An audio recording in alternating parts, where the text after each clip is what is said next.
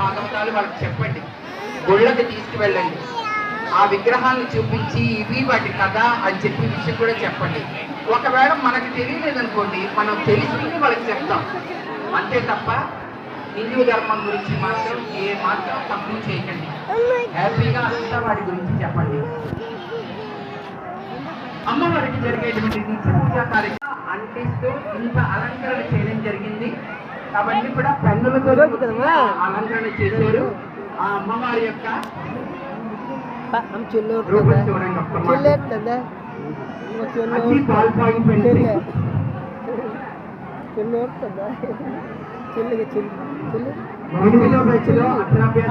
వాళ్ళంతమంది కూడా త్వరగా లోనికి రావాల్సిందిగా కోరుతున్నాం.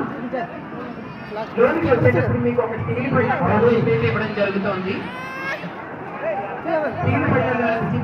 ఇంటికి వెళ్ళిపోయిన తర్వాత ఆ 3 పసుపు కొమ్ముల్లో ఒకటి బీరువాలో పెట్టుకోవాలి. ఒకటి గట్టిగా, రెండవది పూజా మందిరంలో పెట్టుకోవాలి. మూడవది బండికి కానీ ఇంటి గుమ్మానికి కానీ కట్టుకోవాలి.